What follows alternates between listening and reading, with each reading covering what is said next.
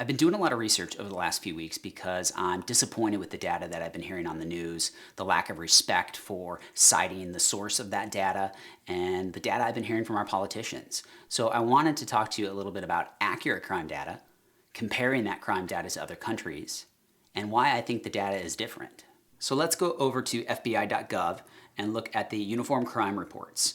These are reports the FBI has been putting out every year for a long period of time. What I like about these is that these are unbiased and that the FBI does not advocate policy. I have a hard time accepting statistics from organizations that are actively lobbying Congress or in some way, shape, or form are trying to create policy. So let's look at the national data for violent crimes. Let's look at 1992. We'll see that in 1992 we had a violent crime rate of 757 per 100,000 and a murder rate of 9.3 per 100,000. Now let's fast forward to 2011. We have a violent crime rate now of 386 per 100,000. That is a 50% reduction in violent crime. We have a murder rate of 4.7 per 100,000. That is a 54% decrease. So what I find astonishing about these numbers is that nobody's talking about it. Our media isn't talking about it. Our politicians aren't talking about it. I mean, we have a 50% reduction in the violent crime rate over the last 20 years, yet no one is taking credit for it. I find it, pretty astonishing. It's unbelievable.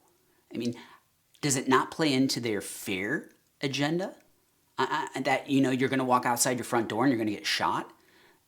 I can't make any sense of it. And so I started looking at the data even further to see that the crime we do have, where is it coming from? When you start to look a little more closely at the data, one thing you'll notice. In metropolitan areas where the population is greater than 250,000, our violent crime rate is double that of the national average. Our murder rate is double that of the national average as well.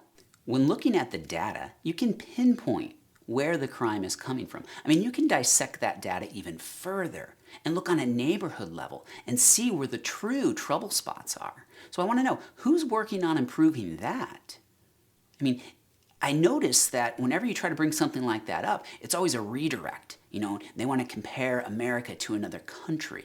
America, you guys are always so much more violent than the British. Are we? So let's go over and look at the Home Office. The Home Office keeps statistics that are comparable to the FBI.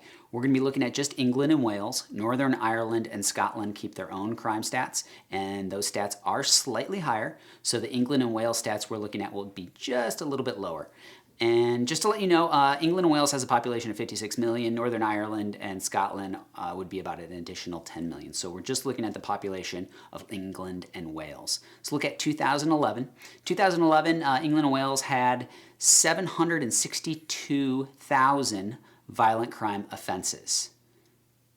That is a ratio of 1,361 violent crimes per 100,000. That is 3.5 times the violent crime rate of the United States. England and Wales does have a murder rate of 1.3. That is lower than the United States, but I think it's important to also look at the overall violent crime. And this is something that you don't hear on the news because they want to pick and choose their stats that meets their agenda. But when you clearly look at overall violent crime, the UK has much, much more than ours. So, less guns does not necessarily mean less violent crime. Now, they do have a lower murder rate, but there's a lot of other factors to look at when you're comparing country to country. And there's one important piece of data that is not taken into consideration. As I already mentioned before, the United States, the bulk of our violent crime is in very small pockets in large metropolitan areas. In the US, we have 186 metropolitan areas where the population is 250,000 or greater. In the UK, they have only 32 metropolitan areas where the population is 250,000 or greater.